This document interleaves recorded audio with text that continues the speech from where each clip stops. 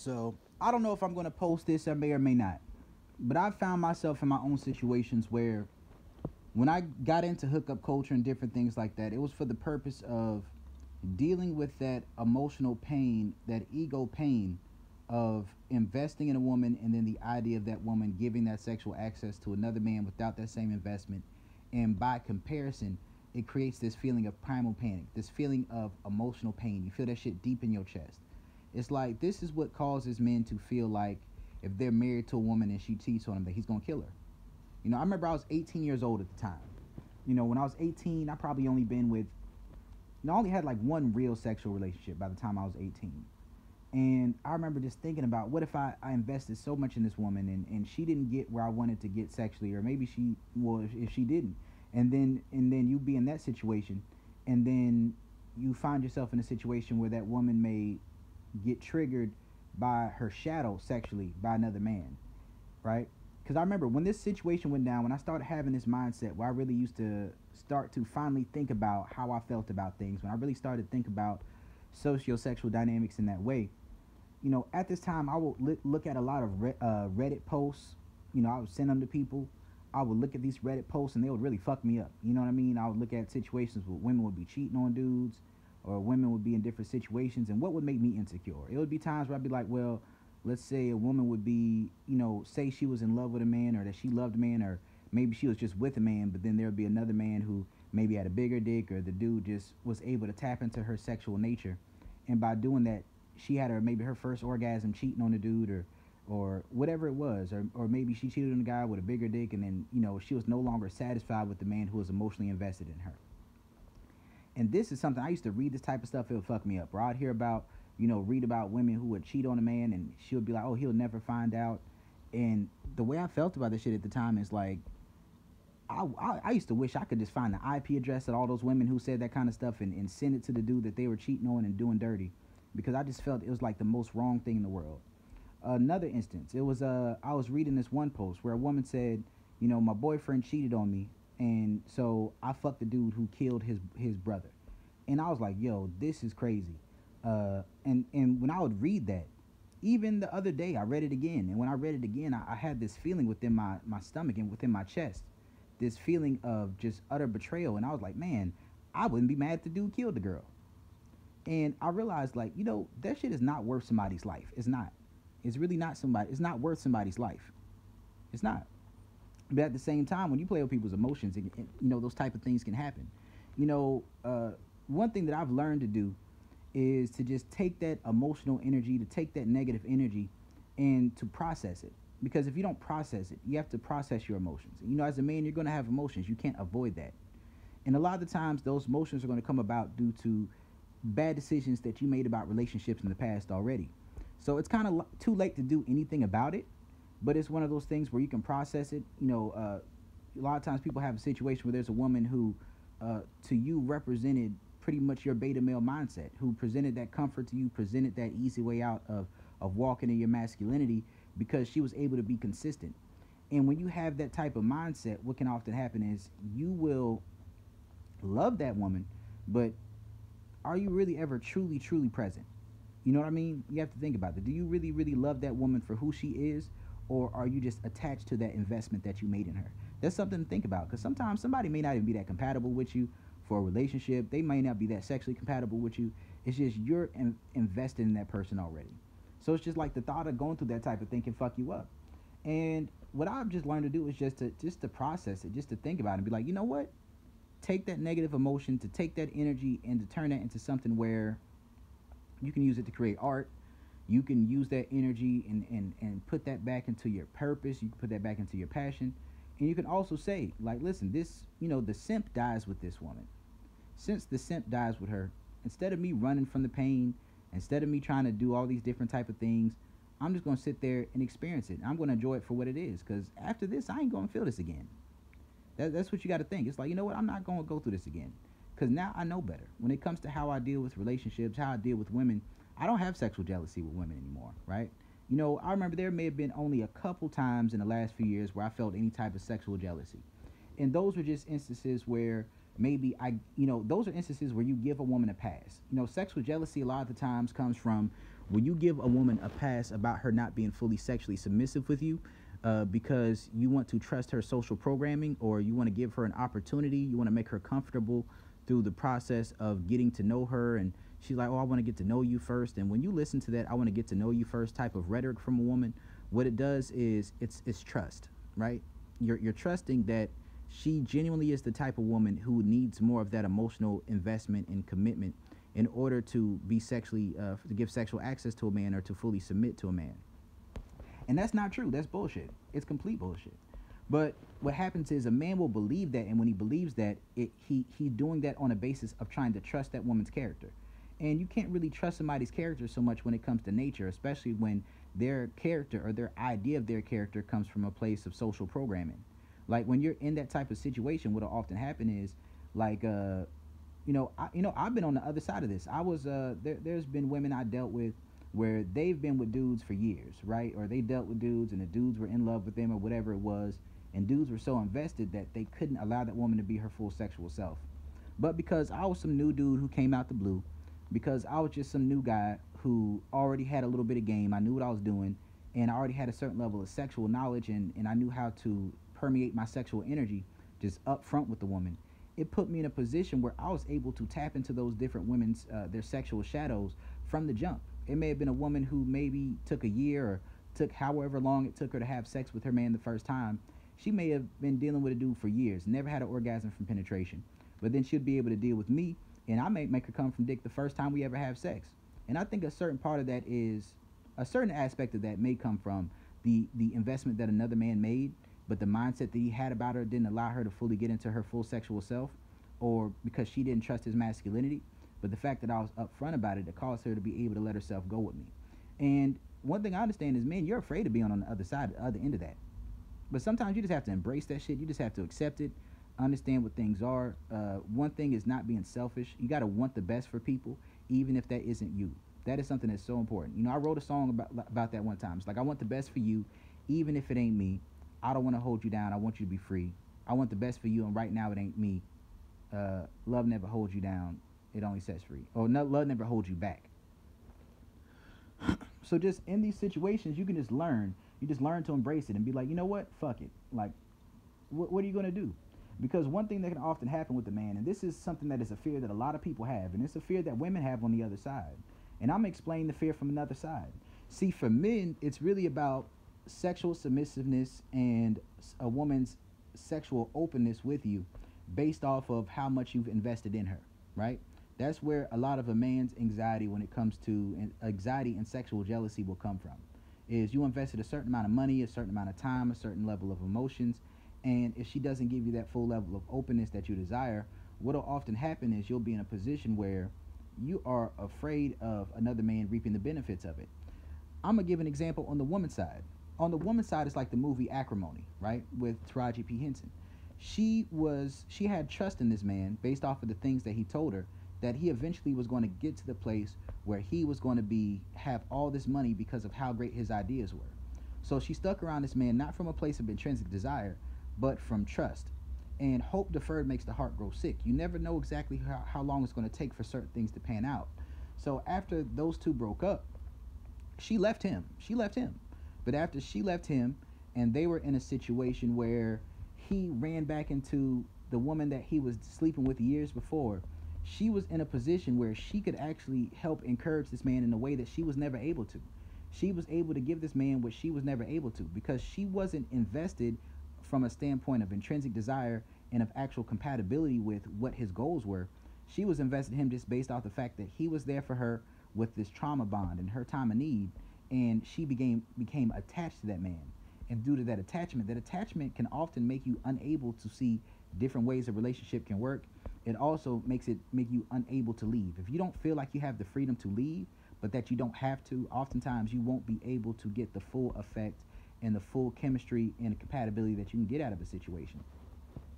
So when she left that situation with him, and that man was in a situation with a new woman, because she wasn't able to have kids. She lost her ability to have children. When she lost her ability to have children, it's like when she saw this man with a new woman, who's probably fertile, he married this woman, he finally got the money, he finally saw the return on investment of all that work that he put into his goals, but the fact that she carried this man for so long, when he finally got to that place, even though he gave her, $10 million of all that money that he made, which is a good bit of money, and he did right by her at the back end of it. It was a situation where he gave this other woman the life that she wanted. And when he gave that other woman the life that she wanted, she felt so betrayed. She felt tricked. She felt like, bitter towards her friends, her family. She felt, because she listened to them, that was on her. But a lot of this is because of intrinsic desire. I think a lot of the times loving people off of credit is not good. It's not good. And you don't need to be with somebody where you don't have sexual chemistry on a basis of giving them credit that you think that they may get there one day. That's not smart. That's not a good idea. And often that mindset will cause pressure, and that pressure will lead to anxiety. And that pressure that leads to anxiety will cause someone to be unable to let themselves go. That's some real shit. There's times where, like in that movie, what did she do? Her outcome was she ended up, killing the man, or I'm not sure if I think he died, and it was just a lot of crazy shit that happened in that movie. But you have to understand the emotion behind it. It's that return on investment, and it's not just about the act of something. It's what it represents. It's the investment that she made in that man and wanted to see him actualize as his full person. But that is a long ass time. I think they were together like 18 years before he got that money. And when it comes to that type of thing, it can happen with men as well. And I've been on that other side of that with, being the man on the other side of that. And I'm sure there are instances where I was the man who was on the other side who would make the investment or be cool with the woman, and then she would do all that extra stuff. I remember there's this one woman I was dealing with, and this is something that I wasn't expecting to feel any sexual jealousy, right? It was a woman, I was just friends with benefits with her, and she did something that I wasn't even looking to have, right? We were having sex or whatever it was, but she didn't let me nut in her mouth. And because she didn't let me nut in her mouth, I didn't trip on it first, because I was like, well, maybe she's trying to be safe, so I'm not going to trip. This is kind of whack, but whatever, it's cool. But I did put a certain level of effort into it. Now, I didn't fully go all out with her either, but it was a thing where when I seen her in a group chat and she was talking about she got drunk and was eating a nigga ass, I was like, so you telling me that we were supposed to be in this situation and you weren't fully submissive with me on the sexual side, but then you're going to give this to probably some random nigga when you get drunk? I'm like, you know what? That made me feel some type of way. And I was like, you know what? I don't want to see you around me. I don't want to talk to you. I don't want to know you exist, because that may trigger feelings of sexual inadequacy in myself. Even though I have plenty of sexual experiences that show that I'm more than skilled, more than competent when it comes to sexuality. But this is just a primal thing that a lot of men can't help. And I think a lot of this comes from the idea of evolutionary psychology. Like I always say, I don't believe in evolution, but evolutionary psychology is a quick way to explain things. Let's say it's a situation where, the first thing you want is sexual access to a woman. But after you gain more experience, after you gain more knowledge, you understand that sexual submissiveness is a more powerful thing. Why? Because a woman can sleep with you throughout the process of most of the month, but there's only going to be a small window of time where she's actually ovulating. So you can be the man who provides, who protects, who takes care of a woman, but after you provide, protect, and take care of a woman, you can find yourself in a position where she can have sex with you transactionally, because that's your mindset with the situation. But when she finally gets horny, when that pussy is finally thumping, she may give it to the gardener, that gardener who has his body game together, who isn't really invested in her like that, who is just cool with being nice with her. That man may turn her on in a certain way, in a primal way, to where that primal desire will cause her to want to sleep with him when she's ovulating. So it may be a situation where you can sleep with that woman the entire month, but then that's going to be the person who gets her pregnant. Right. And, like they say, I think they say the statistics are 1 in 3 children are not the believed father's child. I think that's what a lot of men's fear is. When a lot of men talk about sex and a lot of men talk about relationships and men say they want a good girl, I don't think they understand that good girl thing it's not smart to trust sexuality that is based on logic. Sexuality is based on logic that is not smart. You're setting yourself up for failure. And trusting sexuality that is based on morals, that is not smart. That is something that is based on that can lead to failure. Now, there can be a certain level of sexual discipline that somebody has, and you do want to deal with someone who has a certain level of sexual discipline, but there is something that can happen. I know people in the red pill say this doesn't happen and that you shouldn't expect this, but I've experienced this with different women. A woman can be so sexually wrapped up in you, that she doesn't even want anybody else to touch her. She doesn't want anybody to be in her space like that because she's enamored with you. She's taken up with you. She doesn't really want another man's energy in her space like that. And that's what a lot of men desire, but that's going to come from a place naturally when a woman becomes submissive with you to the point that she just doesn't want that. Now, that's not always the case. Sometimes it's a situation of compersion. Sometimes you could be in a situation with a woman where she can be loyal to you emotionally. She can be loyal to you and submissive with you and even sexually submissive with you, but she just likes some outside dick. And that's real too. I've been in situations like that where I had no issue with a woman sleeping with other men because I knew that she was sexually submissive with me. So I'm like, well, whatever you do with somebody else, that don't really make me no difference. You know, that's your business. Just as long as you're not having sex with somebody raw out here and putting me at risk, I'm not really worried about it, right? But then there are also situations where you knew that the investment that you made in somebody could trigger certain feelings of insecurity and anxiety in you. And this is the fear. You know, I was having a conversation with one of the women I dealt with, you know, one of my subs. And when we were having that conversation, we were just talking about the situation that she was in, like with her ex, right? And the situation she was in with her ex is she spent 6 years in a relationship with them. They maybe broke up for a little while, but they spent 6 years in a relationship. She was only able to come from like oral sex and stuff like that. And she never came from penetration, right? Never. But the first time she came through to have sex with me, I had her coming all over the place. And pretty much almost every time we had sex, it was just, when she met me, it was something new. She finally got to the place where it's like, you know what, I'm ready to try something new. I'm ready to get it. I'm ready for these new experiences. And that's something that's scary for a man, because when a woman has that mindset that she wants to just have those new experiences, that's cool when you're the man on that side of that. But oftentimes that does come from that investment that man made in her, the different things that he taught her, the different things he exposed her to, you know, intellectually. She wasn't submissive enough with his sexual energy in order to walk out those things that he talked about, but that knowledge was still there. So when she meets a new man, she's going to be able to experience it. And, you know, I've been on the other side of that as well. So it's one of those things where sometimes as men, we have to put our egos to the side, right? And I told her the same thing with her. I'm like, you know what? In the situation that you were in with your ex, it's quite possible that it was a situation where he may have wanted those things with you, but because you weren't open to it, because of how young you were when you started dating, neither one of you understood the importance of sexual chemistry. So that wasn't something that y'all made as a prerequisite before y'all got emotionally involved. So over the course of y'all dealing with each other, he knew that all he had was sexual access, but he didn't have sexual submissiveness. You weren't really receptive to his masculine energy. And your transactional mindset about dealing with him caused you to be unable to be receptive to his energy. So after that time of you being unable to be receptive to his energy, it caused you to feel like, well, damn, you didn't understand how that hurt the situation. It's like he didn't feel that desire from you. And because he didn't feel that desire from you, and that exasperated a Madonna whore complex within him to where this is the reason why he was cheating on you. Like, he was cheating on you because he didn't feel the desire from you, but because he felt like you had character and he trusted that you just weren't a woman who would be sexually loose, he wanted to keep you around anyways because he felt like he may be able to trust you to not pass the pussy out.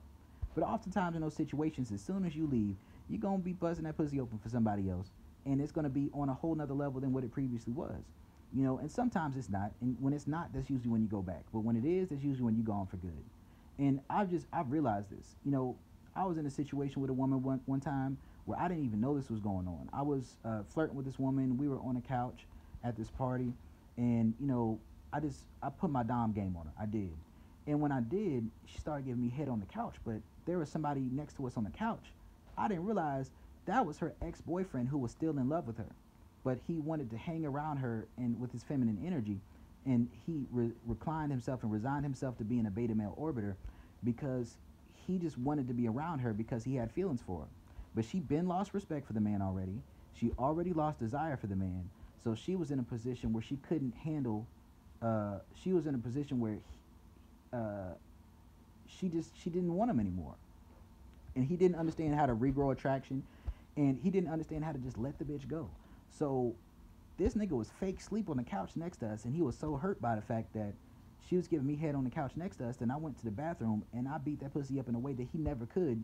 And this was my first time being around this woman alone like this. You know, we actually weren't even alone. We were in a room full of people, but I just didn't care about the other people.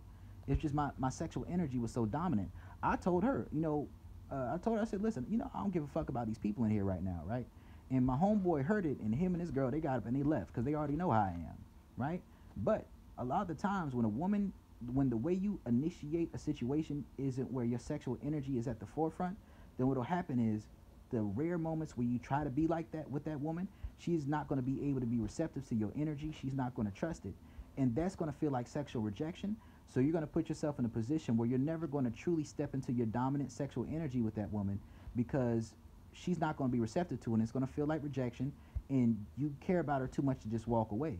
So oftentimes it's like it's not even about how sexually competent you are. A lot of times it isn't even about how attractive you are. A lot of the times it's just a timing thing, and it's also an energy thing. And when there is just this reciprocation of a rejection of each other in different ways, like maybe a man is not showing the desire to commit to a woman quickly because he doesn't see that desire, and a woman doesn't feel a desire to let herself go because she doesn't feel like the man wants her that way, then wants her for a relationship or to marry her or to be committed to her, and she feels like it's bullshit, like he's stringing her along, then often what will happen in those situations is there's just clashing of energy that doesn't allow things to work out in a way that it could. And it's a way that it could.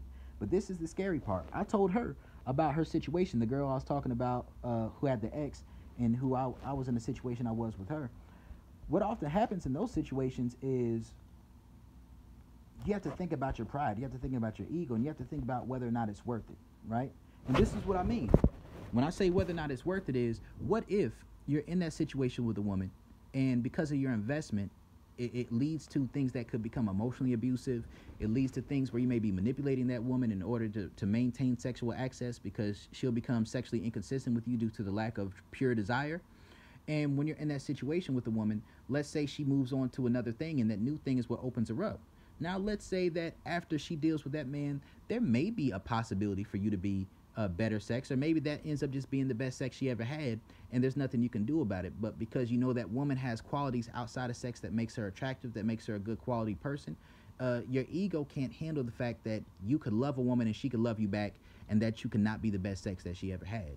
And that's something that's real tough. I remember watching this thing, I think it was on Jubilee, where these two people, they were talking to each other, and they said, they asked the man, is she the best sex you ever had? And he said, yeah. And then they asked her, and she said, do I have to answer? And then she was like, no, there's this one guy, there's this one time, but it was random though. That does not make a man feel any better. Like, having a random fling being the best sex you ever had does not make a man feel any better about the fact that he is emotionally invested in you, and you're the love of his life, and you're not the best, and he's not the best sex you ever had. And you have to think about that as a man. It's like, is it worth it? Is it worth it? Is it worth being in a situation where your ego is hurt? Is it worth being in a situation where you do not feel like you are the dominant man, where you do not feel like you're that nigga in the situation? Is it worth it? And I told her similarly. I was like, well, when you realize the part that you played in it, then you have to ask yourself that question. You have to ask your question. Sometimes it may be worth it. Most of the time, it's probably not. Most of the time, the damage is already done emotionally and on the ego side, to where there's nothing that you can do about it. And when that's the case, it puts you in a position and in a situation where you're going to finally, how do I put it, where maybe you gain the experience and the confidence to where you humble yourself and you're cool with it. But oftentimes, like, I was in a situation like that with a woman before. And when I was in that situation with a woman, I was like, listen, like, if we reached a certain level in our sexual chemistry and compatibility, or the sexual submissiveness between us, then I would be perfectly fine with, we could stop dealing with each other and then you could deal with other people. But if you went and started dealing with other people and then came back to me, I would feel like you were sullied. I would feel like you were dirty. I would feel like you were a whore to me, and I would no longer want you. You would be trash to me. And that's just genuinely how I would feel. But that would come from a place of hurt. And I told the girl the same thing. I was like, but a lot of times the way you initiated the situation, the way you operate in that situation, leads to a person being in that situation where they will have that mindset. And when that happens, sometimes a situation may be worth it, because the woman may have had a child with the man. And I explained to the woman who had that boyfriend in that situation, who had that situation with me, and I told her, like, listen, like, I'm not that different from your ex. I'm not that different from him. I just had more time to learn game. I had more time to fuck up and learn from my mistakes, so that when I approached you on this thorough level. But you have to understand that, if your ex could get over the things that happen between us, if he doesn't ask or if he doesn't care about it, then if he were to learn these things that I'm talking about, then genuinely the fact that he lost you may be a situation where he may value you enough to actually improve. And the fact that I've taught you about intrinsic sexual desire, it may put you in a situation where if you were engaged with him again, you would be able to finally let yourself go. That's possible. But sometimes the pain that is incurred along the way puts you in a situation where it doesn't feel worth it. But if you can humble yourself, or I guess the understanding is this, that sometimes situations aren't working because a person isn't good enough for you. Not that they aren't good enough as a person all the way, but just that what you need is something better. And sometimes that better can be that person themselves, but a lot of the times that better is going to be somebody else. And I think that what makes sense is to be open to the idea that somebody can be better for you, and that same person can be better for you, but sometimes they just have to go through things in life that will help them out. And I think it's about coming to a certain place of humility, but also a certain place of confidence within yourself sexually. And for a woman, it's confidence in her non-sexual qualities, that even if a man does those certain things, like, I'm gonna give an example. I was watching 35 and Ticking, and this really fucked me up. When I was watching 35 and Ticking, this woman was married to this man for a while. They were together. He kept on saying how he wasn't ready for children. I'm not sure. They may not have been married. They think they were just dating. But he wasn't ready for children. This woman had a good bit of masculine energy. And maybe a year after they broke up, this dude, she saw him in the mall with a white woman and a kid, or a light-skinned girl and a kid. And it was like, yo, all this time that we spent together, all these times that I trusted that you weren't ready for this situation because of this, and that. And then you meet some brand new person, and when you meet this brand new person, you give them everything I wanted. That will fuck a person up. That leads to a lot of bitterness and things like that. But sometimes you just have to understand that a lot of times this shit ain't got nothing to do with you. And a lot of the times it's just the foundation by which you created that sexual bond, or the foundation by which you created that emotional bond, it set it up for failure, so that there's really nothing that you could do about it. And you just have to bite that sometimes. You have to bite that bullet.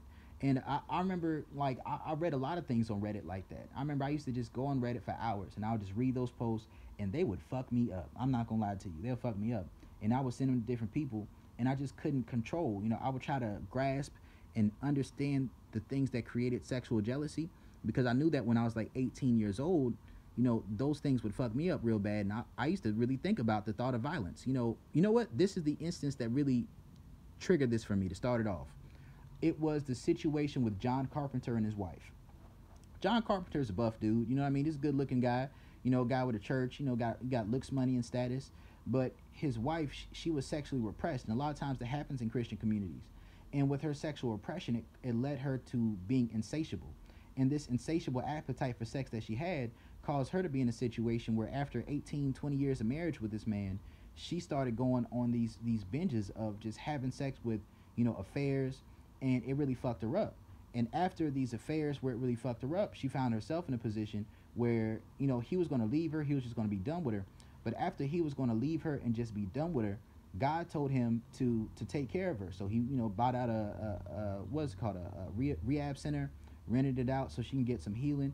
And he had to really deal with that pain. He had to really deal with that type of thing. Another example of that, and I remember listening to that scenario, and I was like, yo, God, my biggest fear, I don't want to be in that situation where a woman would do me like that, and then you would put me in a situation where I would have to take the woman back, right? So that's kind of why I started getting into hookup culture, because I wanted to deal with my own sexual jealousy and gain my own sexual confidence so that I would be able to avoid feelings of sexual jealousy.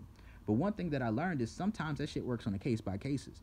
You can have all the sexual confidence in the world with different women and with random women, but how is that going to apply to a woman who knew you as a boy? How is that going to apply to a woman who you met when you still had a blue pill, beta male type of mindset? How is that going to apply? Maybe it is, maybe it isn't, right? Another example of this would be The Best Man. That fucked me up, that movie, where, the dude was off in college and he was cheating on the girl and having sex with all these different people, and then all these different women, these random women who didn't mean anything to him. And then one night, I'm not sure if they broke up for a little while or whatever it was, but she slept with his best friend. Ooh, that bitch was foul. Slept with his best friend. And she kept it under wraps or whatever it was. I'm not sure if he told her or if she told him. But when he found out, he beat the dude's ass. But he had the option. He had the choice. It's like, you know what? This woman could be the best thing that ever happened to me. Am I going to walk out on her at the wedding, or am I going to, stay and understand what this is and bite the bullet and grow this life with this woman? He decided to say, grow the life with her. She became the best thing that ever happened to him. But at the same time, that's that hurt that almost never goes away. And that's some real shit that happens in life. I remember looking at this situation. I saw a post on Facebook about it, and my mindset was, shit. Did that to me? I would wait till the wedding, and then I'll walk out on her at the wedding. And another thing about it is this: it's like sometimes you find yourself in that position. A woman will often lie to you because she knows you can't handle it. And if a woman lies to you because she knows you can't handle it, it's kind of like the idea of women faking orgasms, right?